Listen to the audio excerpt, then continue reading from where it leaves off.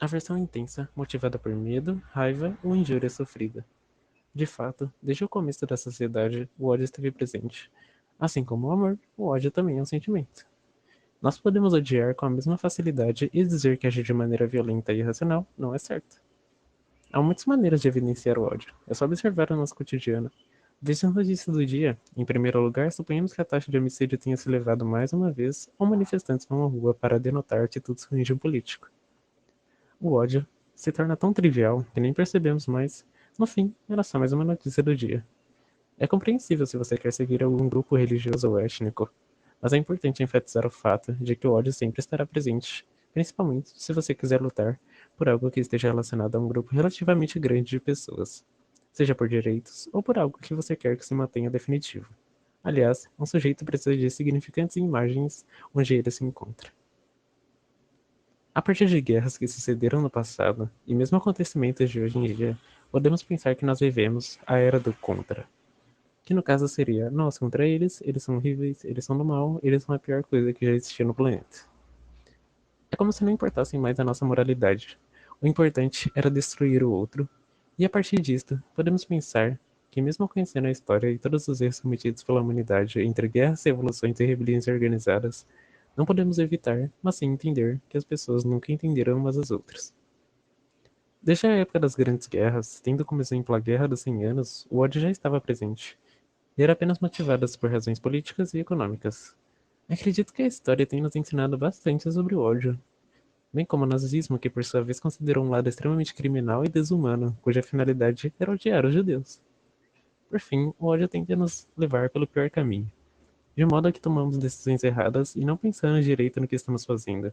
Com certeza, a história tem muito a nos ensinar sobre o ódio, de modo que faça a própria humanidade pensar no que de fato é ser humano.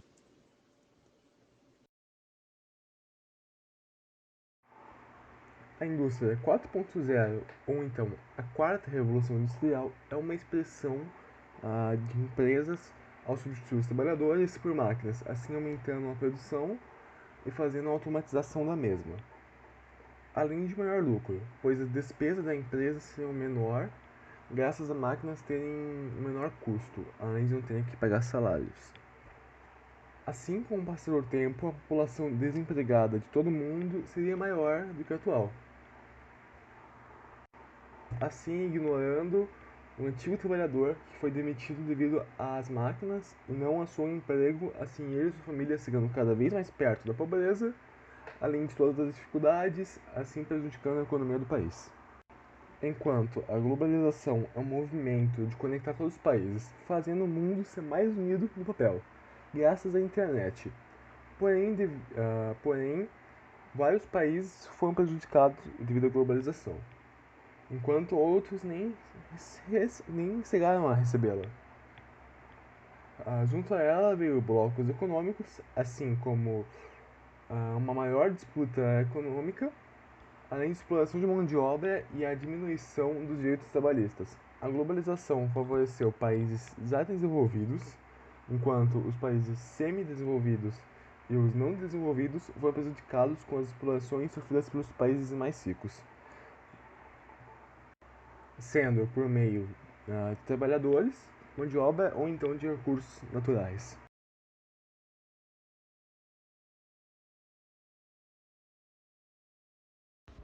Como já sabemos, o século XXI está sendo o auge da tecnologia humana, onde, através das evoluções tecnológicas, é facilitada as redes de informações mundiais, assistência tecnológica nos trabalhos, entre outras funções. Um termo que se adapta bem a essas condições é a cybercultura, uma vez que, de acordo com Pierre Levy, é uma conquista universal humana que se caracteriza pela globalização econômica, pelo adensamento das redes de comunicação e de transporte, tendendo a formar uma comunidade mundial única, mesmo que desigual e conflitante. E é aí que entra a parte onde a cultura do ódio é levada e conduzida para uma causa maior, entrando em um dos maiores problemas da humanidade. Porém, a cybercultura não pode ser pensada apenas e fora do cyberespaço. A palavra cyberespaço, de acordo com o próprio Pierre, foi inventada por William Gibson. Porém, Pierre, por sua vez, faz uso do termo para definir o espaço de comunicação aberto pela interconexão mundial dos computadores e das memórias dos computadores, nos levando mais uma vez a pensar que o próprio Pierre pensava muito mais no conceito tecnológico e econômico do que cultural. Por mais que essa tecnologia facilite muitas funções humanas, essa tecnologia também desencadeou um surto coletivo das pessoas que antes não se expressavam livremente para um espaço cheio de críticas, fake news, cancelamento públicos, entre outros.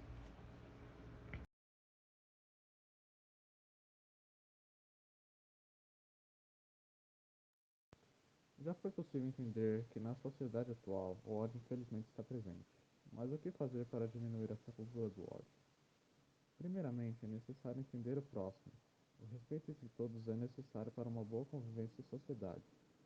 Respeitar o outro, além de tudo, é respeitar suas escolhas, seja de gênero, profissão e até crença.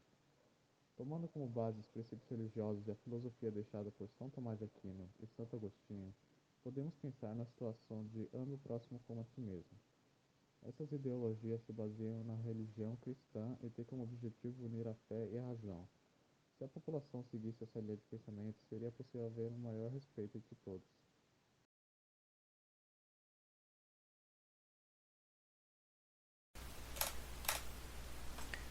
A internet não esquece. Essa frase resume a cultura do cancelamento. Independente do erro que você cometeu, do tempo que se passou, ou até mesmo se você já pagou pelo crime que você cometeu. Pelo crime, né? Entre aspas. Para falar sobre a cultura do cancelamento, é necessário primeiro contextualizar a situação política do mundo. Tem que se levar em consideração que a polarização e a intolerância estão presentes no mundo atual. Não existem diálogos ou nuances, opiniões são medidas em pacotes. E se você não tem a mesma que eu, você automaticamente é meu inimigo e deve ser cancelado. Diálogo na internet atualmente é um luxo. O cancelamento é caracterizado por um linchamento virtual em que basicamente são levantadas hashtags como forma de divulgação do que aconteceu e é organizado um linchamento virtual, né, em que as pessoas acabam com a sua autoestima e a sua credibilidade virtualmente. Depois, o próximo passo é acabar com a sua vida pessoal. Uma forma bem comum de fazer isso é tirando o seu método de pagar suas contas, ou seja, são contactados seus patrões, seus empregadores, né? E a pessoa cancelada paga pelo seu crime, desse jeito, pelo seu erro, né? Desse jeito, ela é punida assim. Enfim, a cultura do cancelamento é um movimento da internet que não vai desaparecer tão cedo, mas deve ser combatido a todo custo. A solução para todo problema é educação, conscientização e diálogo.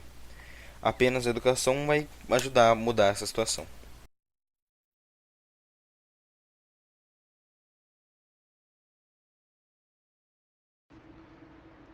Alienação, segundo Karl Marx. De acordo com Marx, capital e trabalho apresentam um movimento construído de três momentos fundamentais. 1.